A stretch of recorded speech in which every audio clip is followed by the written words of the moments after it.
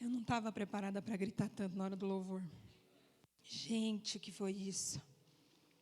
Por mim, a gente ficava adorando aqui mais umas 2 horas. Mais alguém? Que incrível, né? Como é bom não depender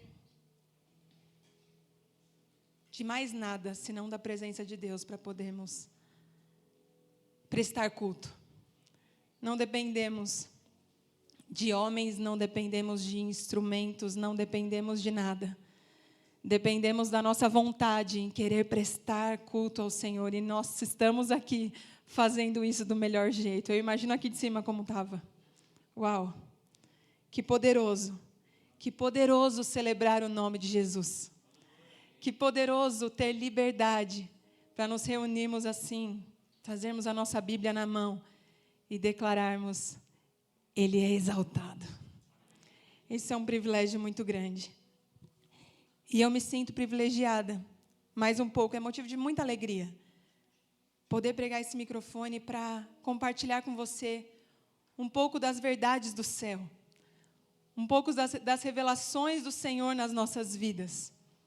É um privilégio muito grande, e é para isso que nós fomos feitos. Nós estamos num período, numa fase, onde fala-se tanto, né? De chamado, de propósito, o que eu nasci para fazer, o que eu preciso fazer, o que Deus me chamou para fazer. Querido, Deus te chamou para carregar a presença dEle. Deus te chamou para carregar a presença dEle. Como? É detalhe. Sabe o jumentinho que entrou carregando Jesus? Nós somos o jumentinho. Ele é o rei. Às vezes é cantando, às vezes é tocando, às vezes é pregando, às vezes é dando um abraço no irmão, às vezes é lavando um banheiro, às vezes é varrendo um chão, é dando um abraço numa criança. Você foi feito para carregar a presença.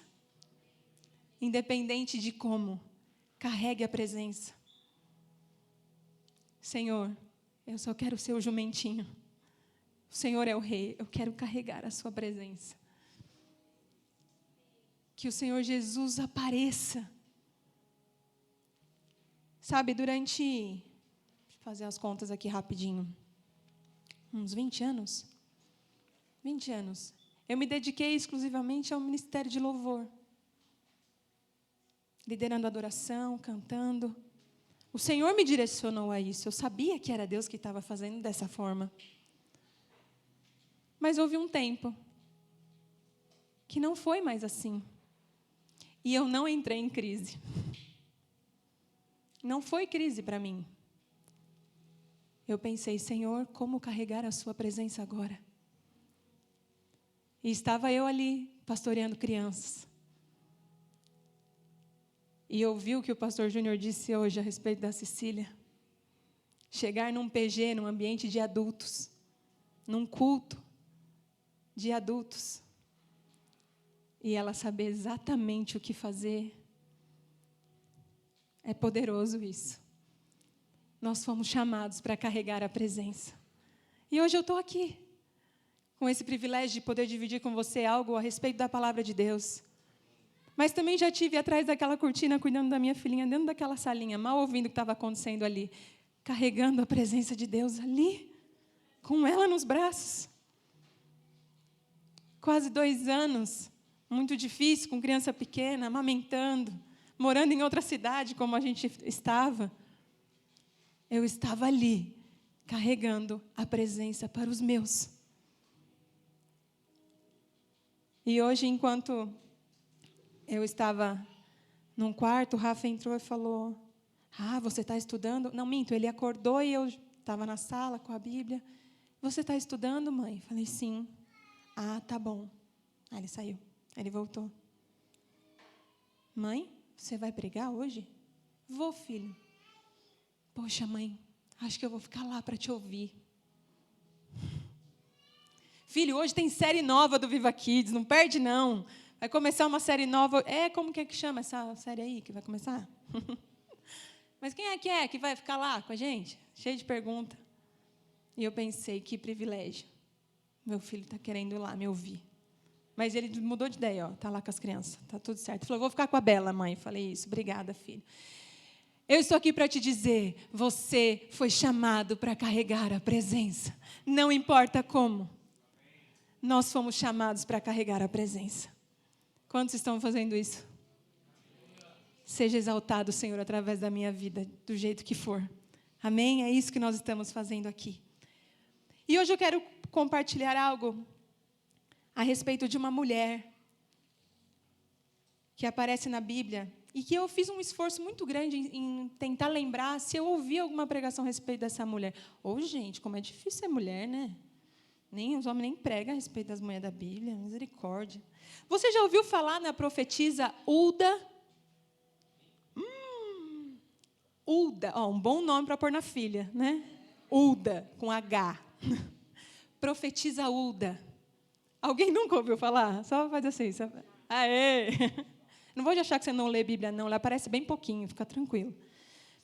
Quero dividir com você a respeito do que a Bíblia traz a respeito de uma mulher chamada Hulda. 2 livros da Bíblia falam sobre ela rapidamente. Mas eu me debrucei em poder refletir um pouco a respeito dessa mulher. Se você puder deixar a sua Bíblia aberta aí no livro de 2 Crônicas, já vai facilitar para você. 2 Crônicas, capítulo 34. Nós não vamos ler por enquanto, mas já deixa aberto que eu vou te trazer um contexto sobre a história dessa mulher, aonde ela entra na história.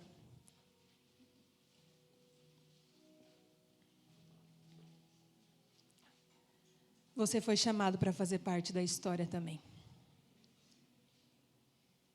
Homens, mulheres, crianças. Você foi chamado para fazer parte da história.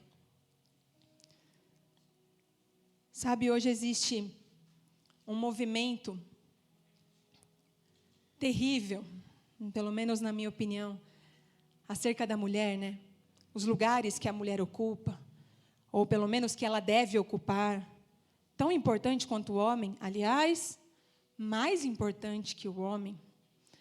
A mulher faz o que ela puder, o que ela quiser, do jeito que ela quiser. Está tudo certo. Ela nunca está errada. Ela não está errada se ela vai trabalhar. Ela não está errada se ela fica no lar. Ela não está errada se ela quer ter filhos. Ela não está errada se ela não quer ter filhos. Há uma proteção em cima das escolhas da mulher de uma forma que agora está começando a aparecer as propagandas de Dia das Mães. Tudo, ela está certa. Jamais culpe uma mulher, ela está certa. E isso está na nossa volta, isso está na nossa mente. Ela tem que ser a primeira do Spotify, a música dela, independente do como. É uma mulher. A palavra empoderada ficou bonita. E no meio disso, nós, aqueles que amamos a palavra de Deus, precisamos parar e olhar, Senhor, o que o Senhor quer de mim? Onde é que eu entro nesse mundo? Qual é o meu lugar? Porque se nós deixarmos essas vozes gritarem mais alto do que a voz de Deus na nossa mente, é perigoso. E, infelizmente, nós temos visto que dentro da igreja, e quando eu falo igreja, é a igreja do Senhor, igreja com I maiúsculo. Tantas coisas abomináveis aos olhos do Senhor que diz nesse livro, entraram na igreja já fazem parte. Mulheres ocupando lugares que elas não deveriam. Coisas da qual a palavra de Deus defende, não sendo mais defendidas. O divórcio também foi banalizado dentro da igreja. A maneira como se trata os filhos, como se cria filhos, se tem ou se não tem filhos. A gente está sendo engolido, parece que, por essas coisas que têm acontecido e que nós temos ouvido. Mas nós voltamos os nossos olhos para a palavra do Senhor e clamamos, Deus, nós queremos te honrar com a tua verdade. Amém? Deixa eu te dar um contexto aqui, antes da gente falar exatamente sobre Uda. Você deve lembrar do rei Ezequias, que foi um rei de Judá, um homem de Deus, que viveu providências divinas, viveu milagres. No seu tempo, a sua geração, houve um avivamento. Houve uma manifestação linda do Senhor na época de Ezequias. E depois de 14 anos que Ezequias reinou, ele ficou doente. Diz a Bíblia que ele ficou doente. E o profeta Isaías foi até ele para dizer: você vai morrer. Vou contando aqui, vamos ver se você lembra dessa história. Coloca a tua casa em ordem, Ezequias, porque você vai morrer. Diz a palavra que, antes que Isaías saísse do pátio do palácio, Ezequias chorou amargamente, orou diante do Senhor, clamou por misericórdia de Deus. E Deus falou com o profeta que estava indo embora, dizendo: volta, eu vou acrescentar mais 15 anos para ele. Eu ouvi o choro dele, eu ouvi o clamor dele. Eu vou curá-lo dessa enfermidade. Volta, conta para ele. Ó, rapidinha a resposta. Às vezes acontece, né? Às vezes acontece. E assim foi com Ezequias. O profeta Isaías voltou e disse para ele: o Senhor vai te curar, ouviu a tua oração. Daqui 3 dias você estará são e você vai reinar mais 15 anos. Eu penso, como Deus é abundante, né? Ele já tinha reinado 14. Deus deu mais 14, mais 1 ainda, para dizer, ó, mais do que já foi. Essa era a palavra do Senhor para Ezequias. Ezequias, então, na hora fala com o profeta: como eu vou saber que daqui 3 dias eu estou curado? O profeta Isaías diz para ele: aí escolhe. Você quer que o tempo adiante ou que ele retroceda 10 graus? Já ouviu aquela história que o sol parou? É essa história de Ezequias. A sombra retrocedeu 10 graus. Porque Ezequias disse assim: adiantar é mais simples. Eu quero que retroceda. Tipo assim, eu quero mesmo saber que Deus fez esse negócio. E diz a Bíblia que isso aconteceu. Uau! O homem de Deus, num tempo favorável do Senhor, num tempo de providência do Senhor, estava ali com mais 15 anos de reinado. Acontece que a palavra de Isaías primeiro para ele era: põe a tua casa em ordem. Estranho. Se a gente para pensar sobre esse detalhe, de repente, a gente chega à conclusão de que nem tudo estava tão certo. Nem tudo era tão bom. Apesar de todas as evidências e milagres e providências do Senhor, Ezequias precisava colocar a casa dele em ordem. Mas se você lê o texto cuidadosamente, você percebe que ele como ignorou essa frase. E foi seguindo. Se apegou ao ser curado, a não morrer. Enfim, isso aconteceu, o Senhor o ouviu. E em seguida ele recebeu alguns mensageiros do rei da Babilônia, lá no seu palácio. E esse rei trouxe cartas, esse mensageiro trouxe cartas, presentes. E Ezequias, sei lá, acho que ele estava tão feliz com a ideia de que ele ia viver mais 15 anos. Ele chamou o homem, o mensageiro: deixa eu te mostrar o palácio. Mostrou tudo, cada centímetro. Cara, uma visita, você vai mostrar tudo? Que aleatório, Ezequias. Ezequias fez isso. Mostrou tudo o que tinha de mais precioso no palácio, cada centímetro do lugar. E quando foi embora, lá vem o profeta Isaías. Quem é que você recebeu? Ah, o mensageiro ali do rei da Babilônia. O que você fez? Eu mostrei tudo para ele, mostrei tudo que tinha aqui, todas as riquezas, todo o ouro, toda a prata, tudo que tinha, mostrei. E aí vem a palavra do Senhor dizendo: um dia, tudo isso que você mostrou para ele vai estar na mão desse povo. Vocês vão perder tudo. E, inclusive, os seus filhos vão ser vendidos e feitos eunucos da Babilônia. Ezequias não tinha nem filho na época. Diz a Bíblia que Ezequias ouviu isso do profeta e disse: boa é a palavra do Senhor. Oi? Você recebe uma sentença de que a casa vai cair daqui a pouco, na sua próxima geração, e você fala: boa é a palavra do Senhor. E diz a Bíblia, ele não estava preocupado porque ele já não estaria aqui. Não era uma sentença para o seu tempo, era uma sentença para a próxima geração, e ele não ficou preocupado. Em resumo, ele viveu mais 15 anos, morreu como o Senhor havia feito, e com ele morreu tudo o que Deus tinha construído naquele tempo. Tudo, não sobrou nada. Todo o avivamento vivido na geração de Ezequias morreu com ele. O filho que nasceu depois dessa profecia, Manassés, reinou. E diz a Bíblia que reinou 55 anos. Destruiu tudo que Ezequias construiu. Construiu muitos altares para muitos deuses, muitas estátuas, muita idolatria, tudo de muito ruim. O seu próprio filho fez. Manassés, então, governou 55 anos nessas condições, se esquecendo da palavra de Deus. Manassés morreu, seu filho Amon reinou, do mesmo jeito que o seu pai. Mas reinou, se eu não me engano, acho que 2 anos, foi pouco. Ele morreu. E aí, quem ia reinar?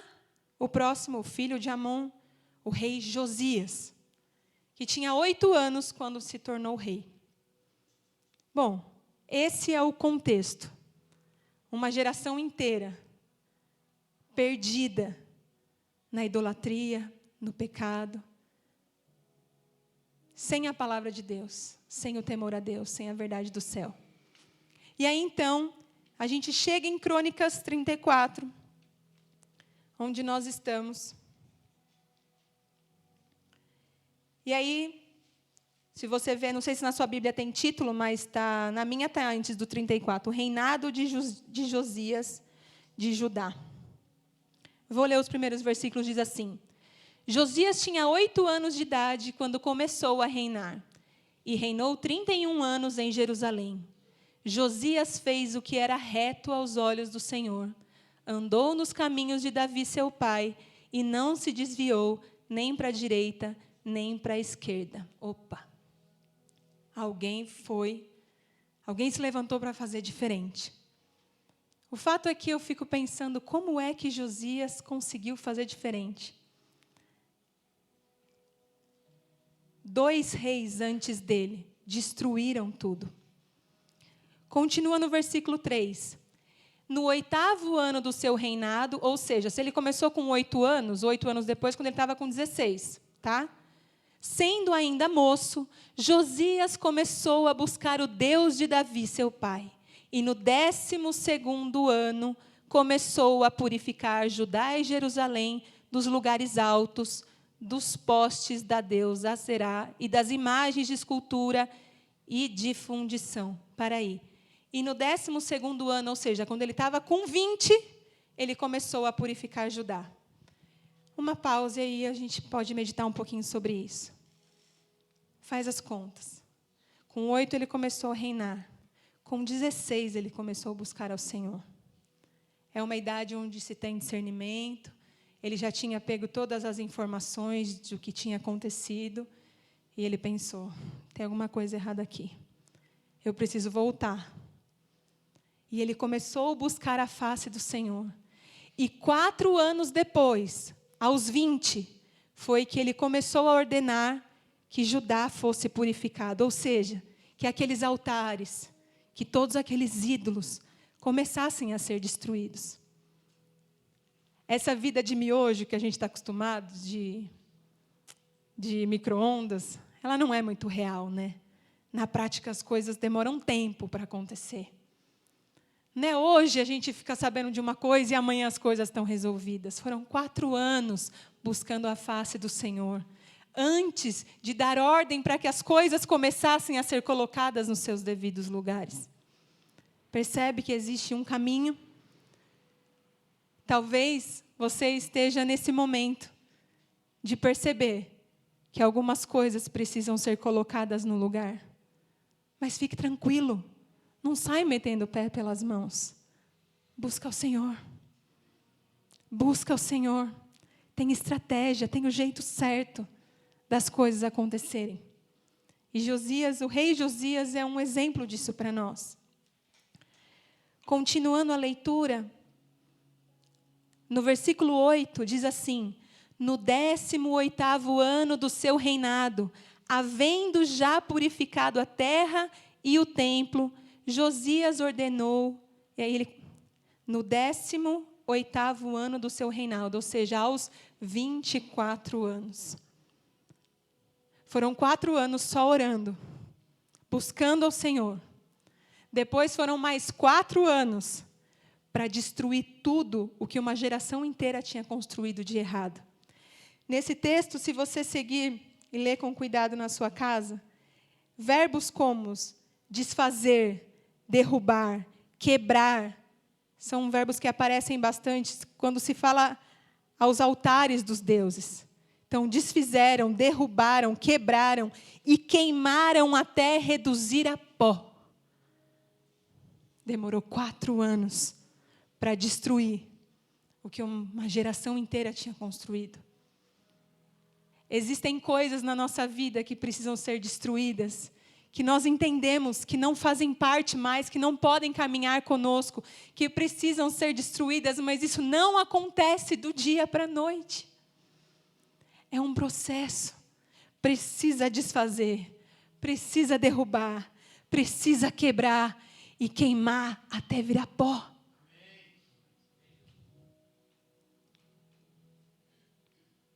Não se desespere, vai virar pó.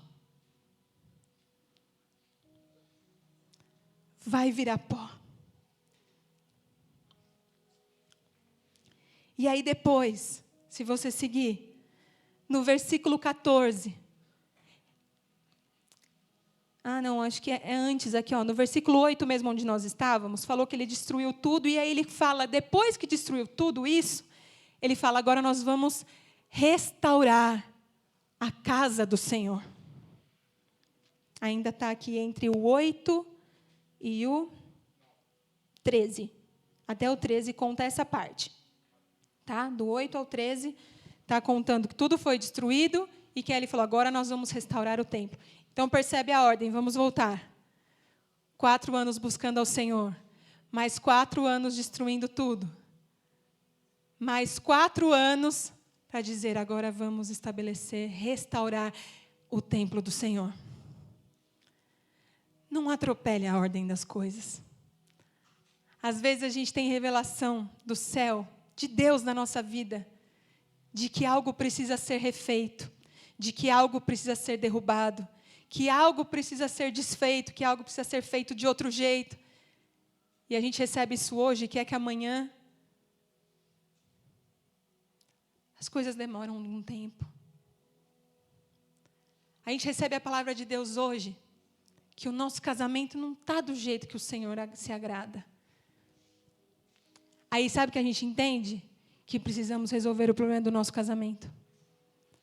Mas, na verdade, o que o Senhor está dizendo para você é que você precisa buscar ao Senhor.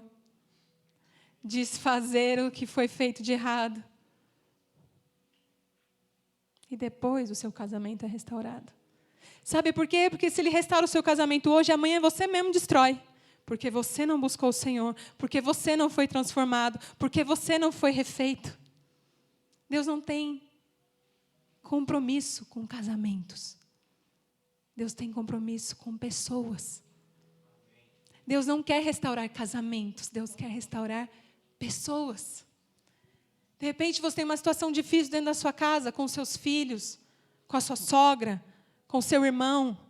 E você pensa, eu tenho que resolver esse problema. Você tem que buscar o Senhor. Você tem que ser mais cheio dEle. Você tem que ser mais parecido com Ele. Depois você arruma o que precisa ser arrumado. Porque senão isso não é sustentável.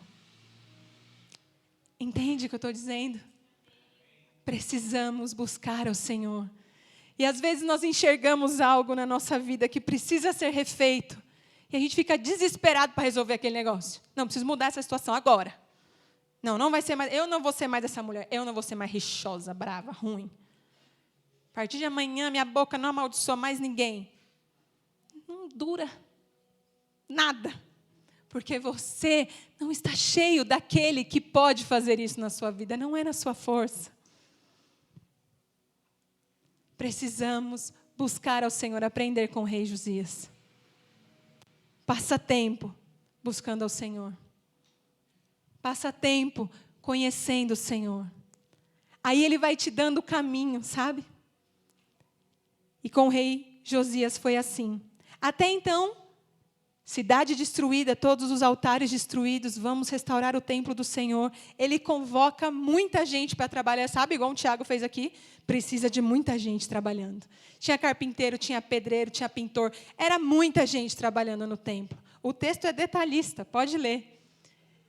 E eles estavam lá, restaurando o templo do Senhor, erguendo parede. Eu fico imaginando, se a cidade estava esse caos, como é que estava o templo? Entende que não fazia sentido restaurar o templo antes de restaurar a cidade? Tá entendendo isso, né? E aí ele começa a restaurar o templo.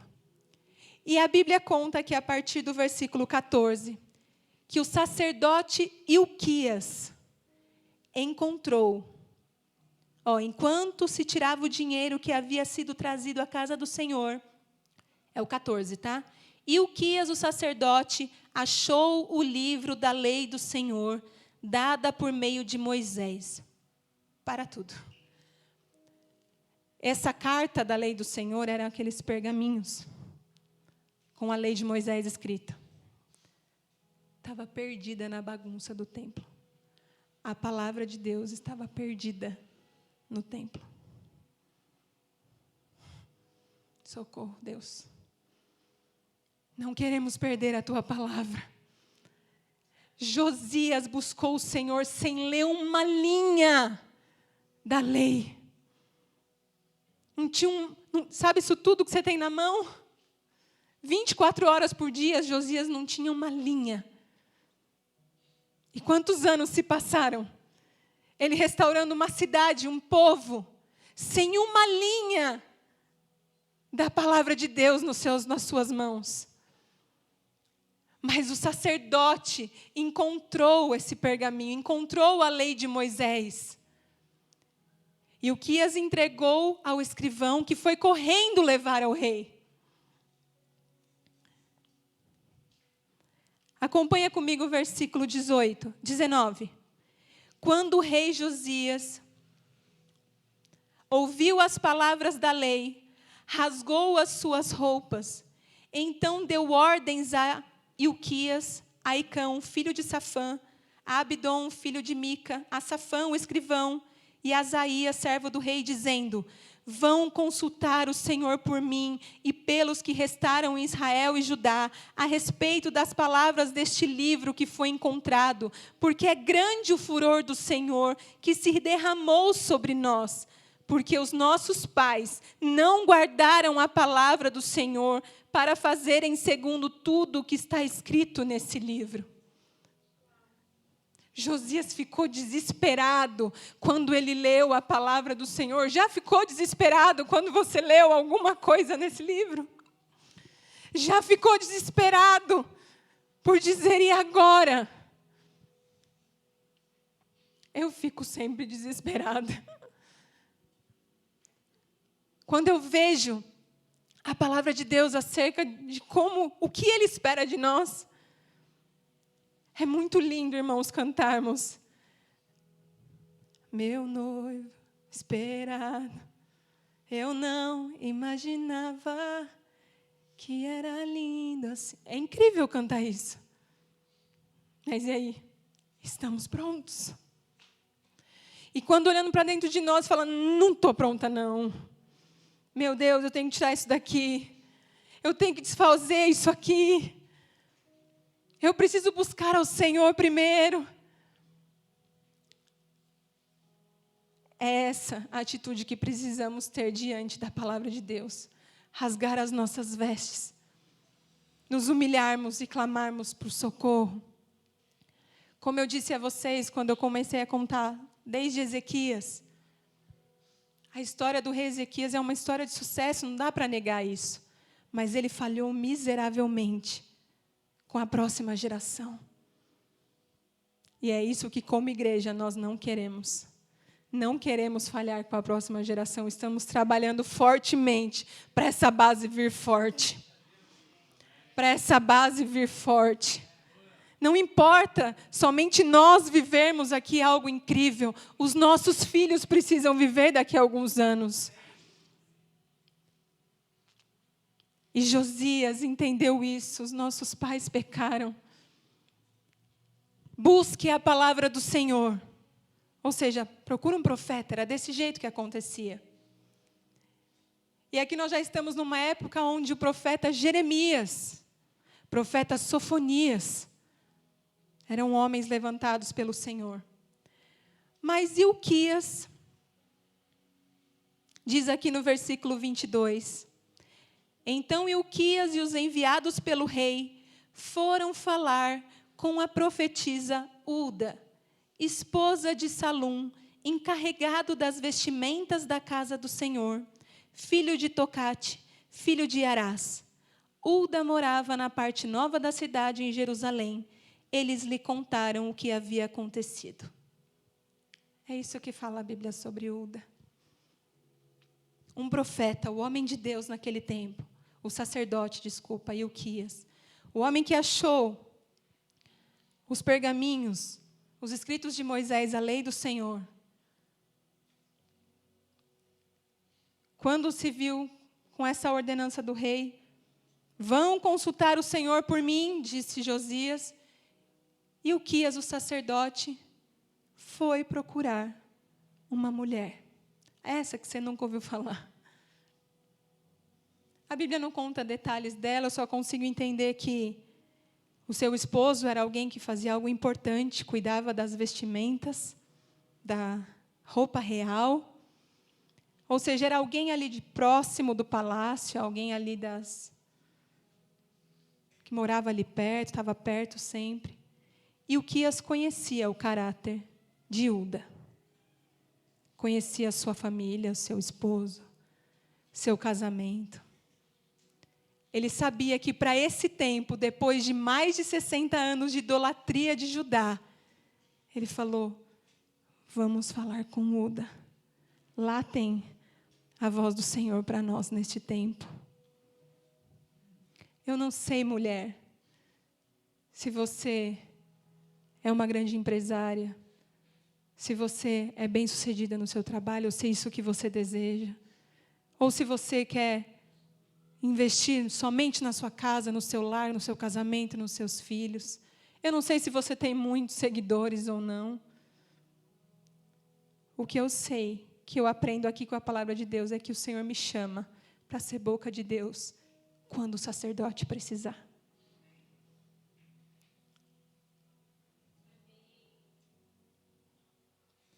Nós fomos chamados para carregar a presença.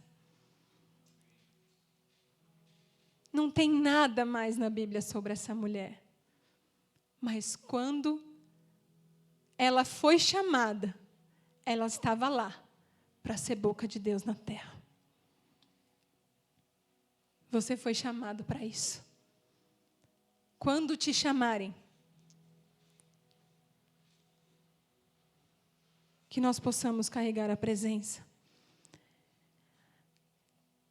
Essa profetisa, então, diz, versículo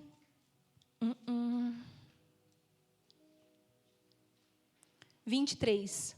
E ela lhes disse, assim diz o Senhor, o Deus de Israel, digam ao homem que os enviou a mim, assim diz o Senhor, eis que trarei desgraça sobre este lugar e sobre os seus moradores, a saber todas as maldições escritas no livro que leram diante do rei de Judá, por terem me abandonado e queimado incenso a outros deuses, para me provocarem a ira com todas as obras das suas mãos, o meu furor se derramou sobre este lugar para consultar o Senhor.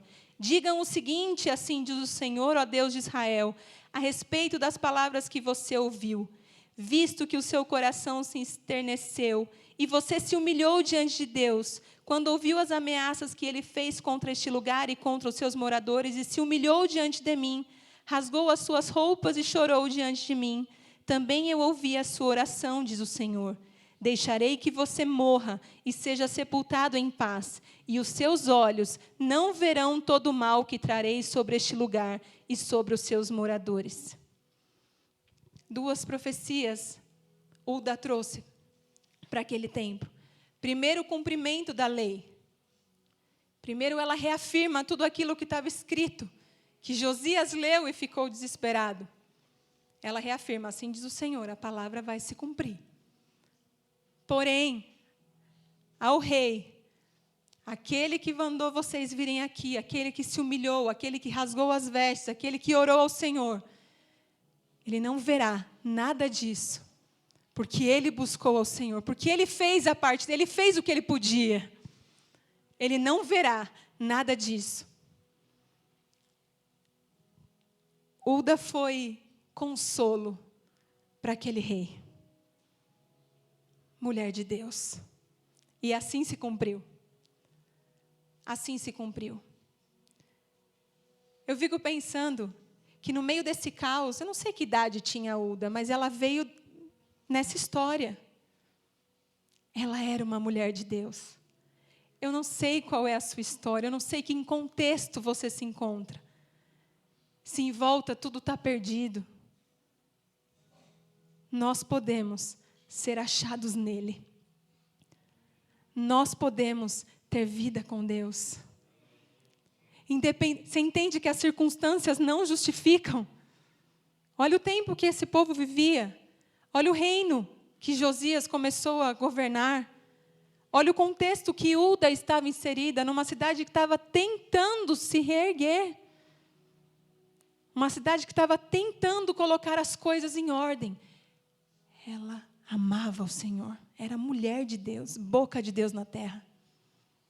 Boca de Deus na terra.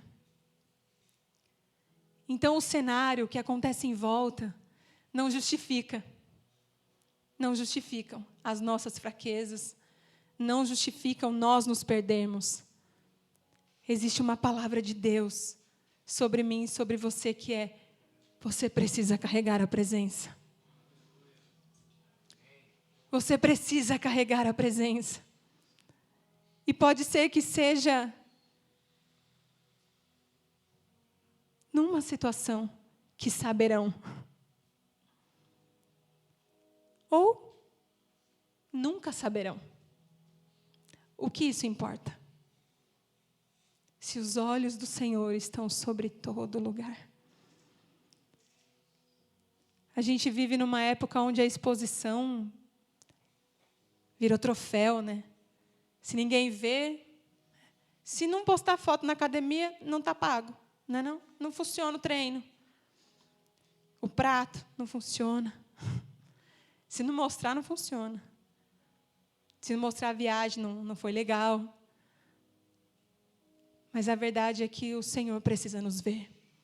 E Ele precisa encontrar em nós a sua palavra, a sua boca. Hoje o Senhor nos chama para sermos o que o Senhor nos chamou para ser.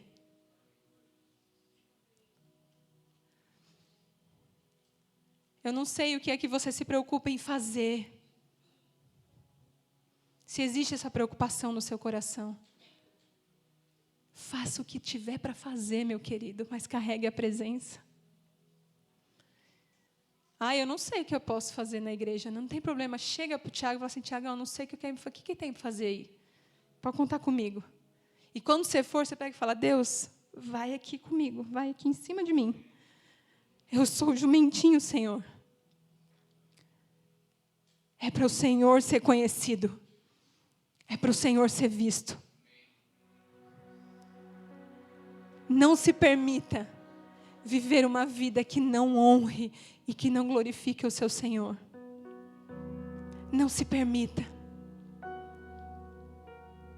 Não se permita viver uma vida buscando resolver situações. Eu tenho um problema de casamento, preciso resolver o problema do meu casamento. Eu estou com problema financeiro, preciso resolver esse negócio aqui. Meu Deus, Jesus, nossa, Jesus, eu preciso desse dinheiro aqui. Como é que eu vou fazer para pagar as contas? Busca o Senhor.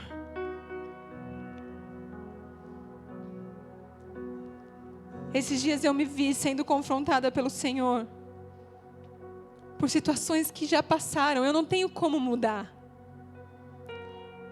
Eu falo que a gente devia ter a maturidade dos 40 quando a gente tem 20, né? Ia ser mais legal. Eu não tenho 40 ainda, me respeita. Falta pouco. Mas eu fico pensando isso, poxa, eu devia ter o conhecimento que eu tenho hoje, há 20 anos atrás. Eu teria feito diferente. Poxa, por que eu não aprendi isso antes? E eu estava lamentando com o Senhor, poxa. Por que em questões tão fundamentais eu errei? Por que em questões tão fundamentais, quando nós ainda namorávamos e fazíamos planos para casar, a gente pensava, então você precisa fazer faculdade, aí depois eu vou fazer a faculdade, e aí depois a gente vê se a gente arruma um emprego melhor, e aí a gente vê se a gente consegue comprar o nosso apartamento. Por que numa questão tão fundamental eu não disse, Deus, o que o Senhor quer? Como é que o Senhor quer? Por que eu fiz do meu jeito? Aí Ele é tão bom. Ele estava lá comigo, mas hoje eu falo, puxa, não é do jeito de Deus. Eu casei e nós dizíamos, não, a gente não vai ter filhos por enquanto, porque a gente vai curtir o casamento. Não, ainda, imagina, o orçamento não dá para ter um filho, custa caro. Porque eu não entendia que é a vontade de Deus que precisa prevalecer, que Ele é o dono da vida, e Ele devia me dizer quando Ele queria que eu tivesse filho. E não eu dizer para Ele. Porque eu não sabia disso. E eu estava lembrando dessas coisas e clamando, Jesus, me perdoa, eu não sabia. Perdão, Jesus, quando eu fiz de mamão o meu Deus. Quando o dinheiro governou e não o Senhor. Perdão, Senhor, perdão. Tu és o meu Deus, não mamão. Perdão, Senhor. Meu querido, Deus não quer simplesmente restaurar o seu casamento, simplesmente mudar a situação da sua casa, simplesmente mudar as suas condições financeiras. Ele é Deus, se acha que Ele não quiser, Ele não faz assim. Ele é Deus, Ele é Senhor, Ele não precisa de você para nada, Ele basta, Ele se basta. Você acha que as promessas de Deus vão se cumprir na sua vida porque você está fazendo alguma coisa errada? Se Deus quiser, Ele faz. Ele não precisa de mim nem de você, Ele é Senhor. A gente insiste em achar que a gente faz algo para Deus,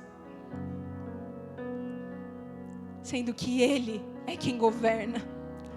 A única coisa que Ele faz é te dar promessas, te dar passos, para caminhar com você uma jornada, e te ensinar algumas coisas. Qual é a jornada que você está enfrentando? Deus não quer resolver a sua jornada, Ele quer estar com você.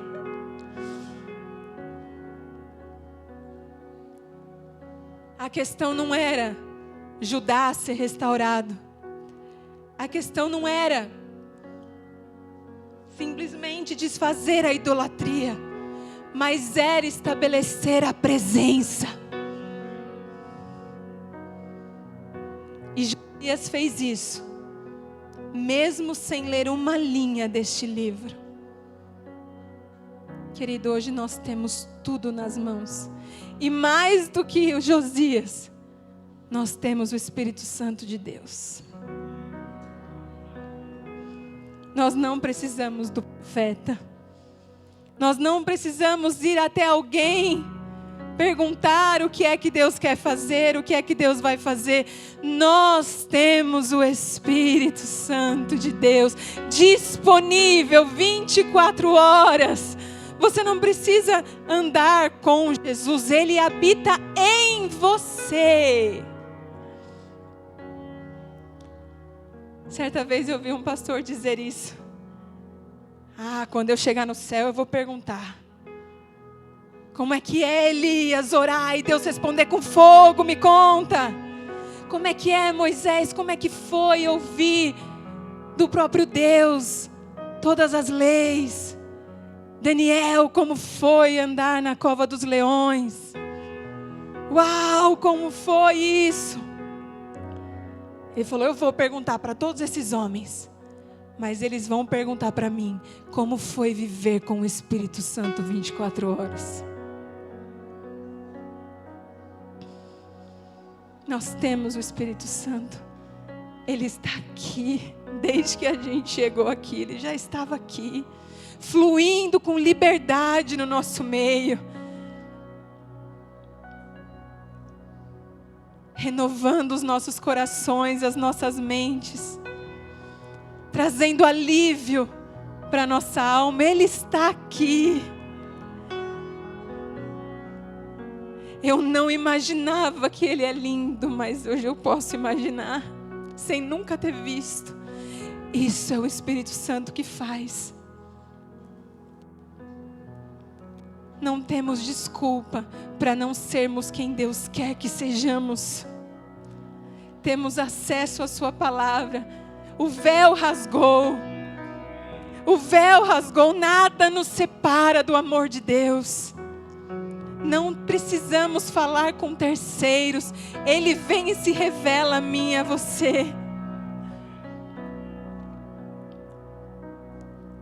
Que a presença de Deus seja suficiente para nos convencer de quem somos e do que nascemos para ser. Nascemos para carregar a presença. Nascemos para quando precisarem, sermos boca de Deus.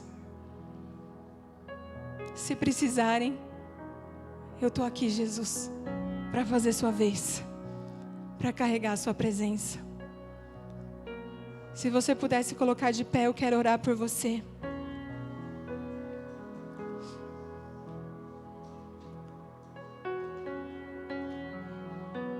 Eu não sei se você se identifica com a história do rei Josias, ou se com a profetisa Uda.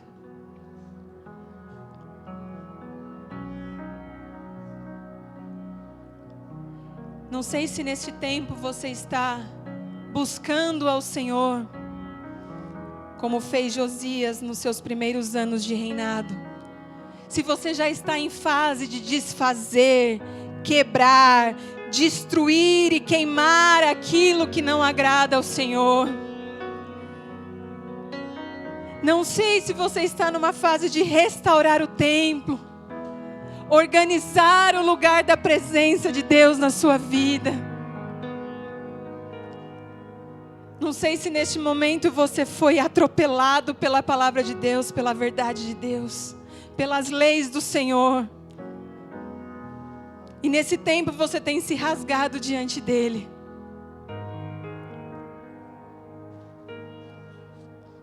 Ou talvez você é como a profetisa Uda. Uma mulher comum, vivendo a sua vida comum, ao lado do seu marido comum, numa cidade comum, mas que é boca de Deus quando é chamada. Nós queremos viver a Tua vontade, Senhor. Nós nascemos, nós fomos chamados. O nosso propósito é carregar a Tua presença. Não queremos negligenciar isso, meu Deus.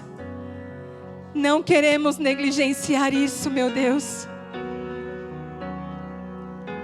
Pior coisa é queremos fazer algo depois que conhecemos ao Senhor sem a presença.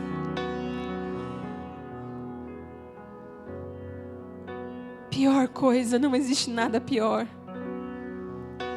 do que conhecer ao Senhor e fazer algo sozinho. Não cometa esse erro. Queremos carregar a presença. Espírito Santo de Deus, sopra neste lugar o Teu vento. Vento do Espírito, vento do Espírito. Sopra neste lugar o Teu vento. a tua brisa, o teu renovo, a tua restauração, Senhor. Nada vale mais do que a tua presença. E mais do que os benefícios de andar contigo, nós queremos a tua presença. Nós queremos uma vida cristocêntrica, uma vida onde o Senhor reina, uma vida onde o Senhor governa, uma vida onde o Senhor faz. Restaura a nossa vida para o teu louvor. Restaura a nossa vida para o teu louvor. Restaura a nossa vida para o teu louvor. E tudo será para o teu louvor.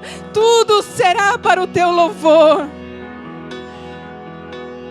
Não negligenciaremos a próxima geração. Os nossos filhos te amarão tanto quanto nós te amamos. Os nossos filhos te honrarão tanto quanto nós te honramos. Eles irão além, eles irão além. Eles irão além, eles te amarão mais. Eles temerão ao Senhor. Eles verão muito mais do que vemos. Milagres e prodígios sobre a próxima geração.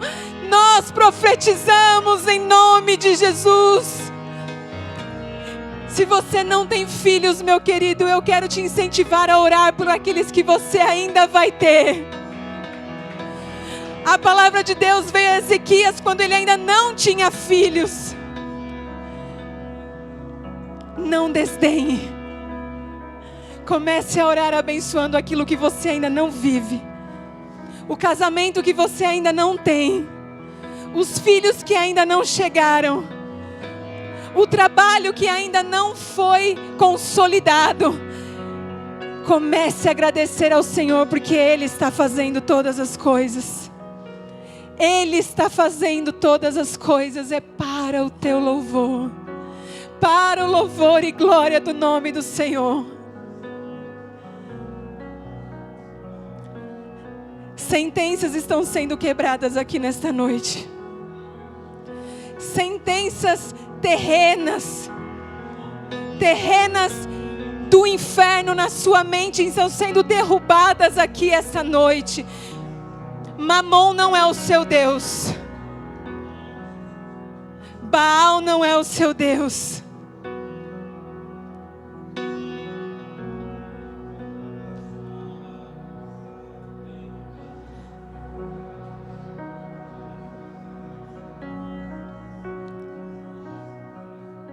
Sentenças do inferno estão sendo derrubadas nesta noite. Há uma palavra de Deus soberana sobre os filhos do Senhor. Ele é rei. Ele nunca perdeu o controle. Ele é Senhor. Perdão, Jesus. Perdão, Senhor, quando quisemos governar algo que é do teu domínio. Perdão, Senhor. Perdão, Senhor. Perdão, Senhor. Perdão, Senhor. Os meus planos estão debaixo da tua vontade, Jesus. Os meus planos estão dobrados a ti. Perdão, Senhor. É o Senhor quem governa a minha vida. É o Senhor quem governa a minha história. E quando precisarem de mim, eu serei boca de Deus nessa terra. Eu serei boca de Deus nessa terra.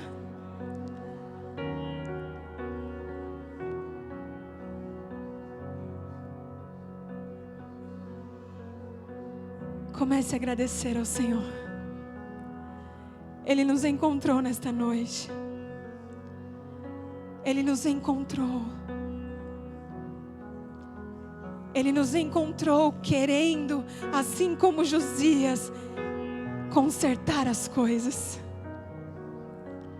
Ele encontrou em nossos corações desejo de organizar a vida. É o suficiente para Deus mudar uma história, mudar uma geração. Só para constar, Josias está lá na genealogia de Jesus. Está lá em Mateus número 1, o nome do rei Josias. Ulda faz parte dessa história. Eu quero fazer parte da história de Jesus.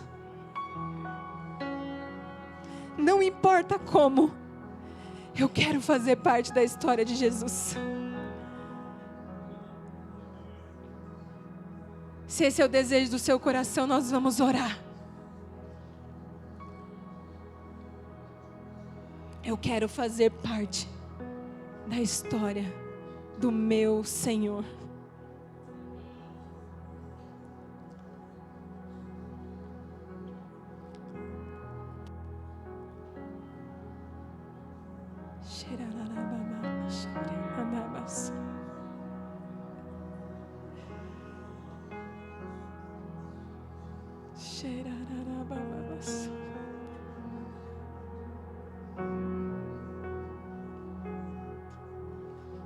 Deus não te chamou para ser influência.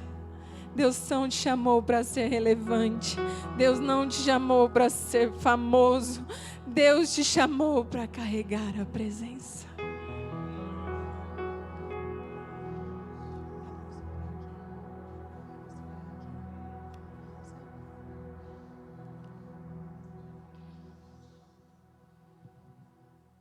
Aleluia. Com seus olhos fechados, vamos orar. Pai, mediante essa palavra que o Senhor nos entregou, Jesus, o nosso coração está quebrantado na Tua presença. O nosso coração, Jesus, é Teu e nós oramos, Senhor, rasgando as nossas vestes nessa noite.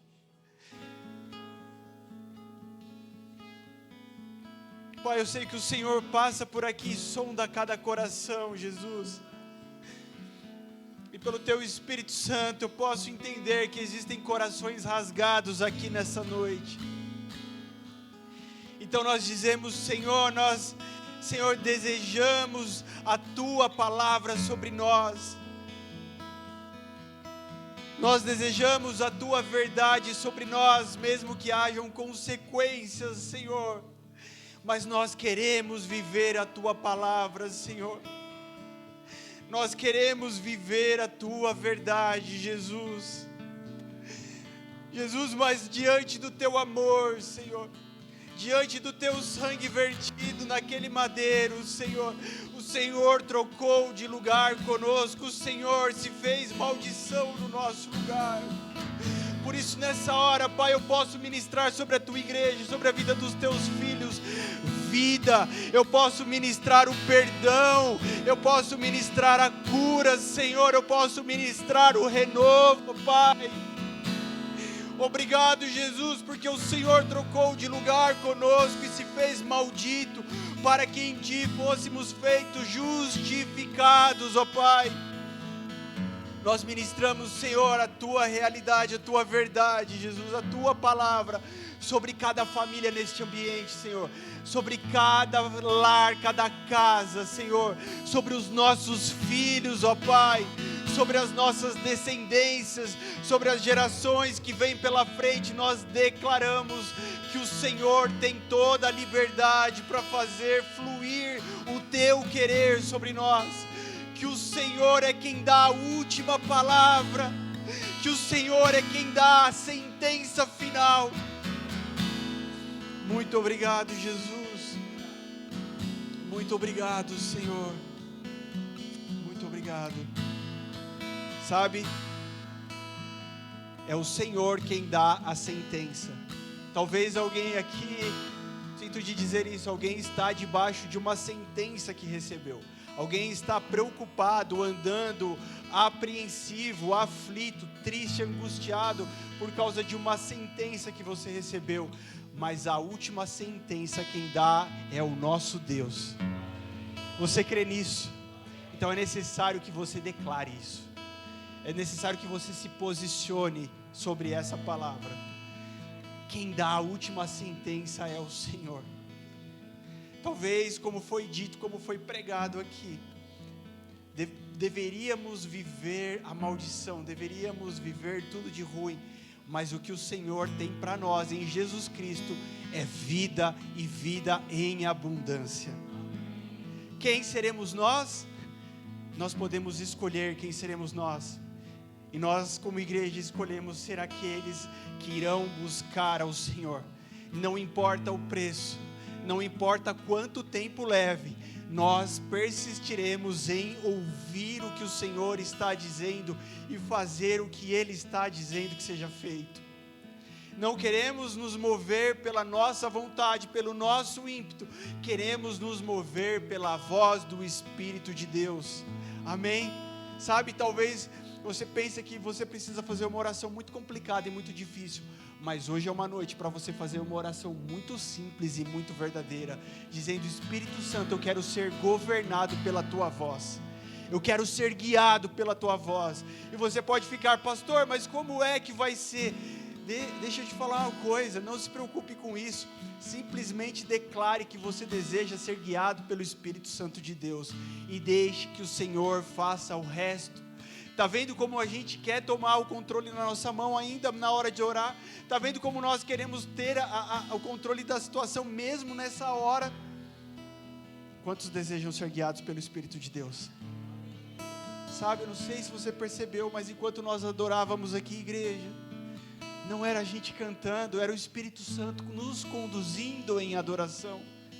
Você pode perceber isso? Não era a Júlia, não era o pastor Júnior, era o próprio Espírito Santo conduzindo a sua igreja. É assim que Ele faz. Hoje você precisa se posicionar, meu irmão. Hoje você precisa tomar o seu lugar. E o seu lugar não é sair fazendo coisas, o seu lugar é buscar a face dEle. É buscá-lo. Igreja, vamos buscar enquanto é tempo de o achar, amém? Vamos buscá-lo enquanto é hora de o achar, porque logo, logo, alguém desavisado, alguém desapercebido, vai subir essa escada querendo buscar Deus, mas já não poderá encontrar, já não será mais o tempo de encontrar. Hoje é o tempo oportuno. Se você entende que o Senhor preparou esse culto para você hoje, se você entende que o Senhor preparou essa palavra para o seu coração hoje, e se você entende que isso é com você hoje, levanta sua mão comigo, igreja, e vamos nos posicionar hoje. Tem algumas pessoas aqui se posicionando.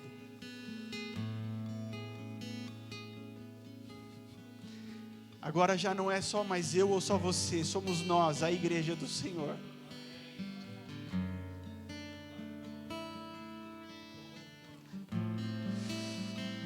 Pai, nós como igreja nos arrependemos dos nossos pecados, como igreja nos arrependemos, Senhor, daquilo que não te ouvimos, e daquilo que fizemos sem ouvir a Tua voz, pela nossa própria vontade, e como igreja declaramos que dependemos da Tua presença, Senhor, declaramos que vamos buscar a Tua presença até te encontrar, Senhor.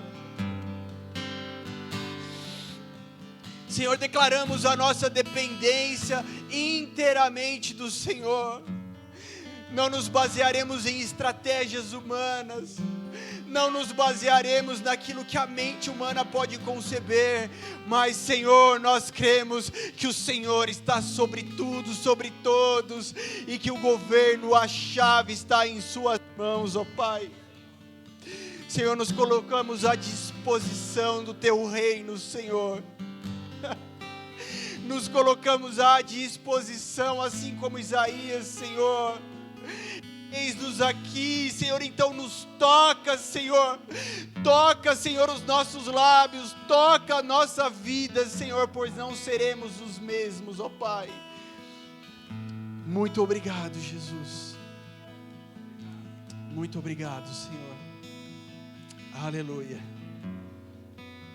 O Senhor tocou pessoas aqui nessa noite com a sua palavra. O Senhor tocou corações aqui. O Senhor tocou mentes aqui nessa noite, com o poder da sua palavra, porque ela é viva, poderosa e eficaz. É nisso que nós cremos. E você nasceu para esse tempo, para carregar a glória do Senhor. Amém?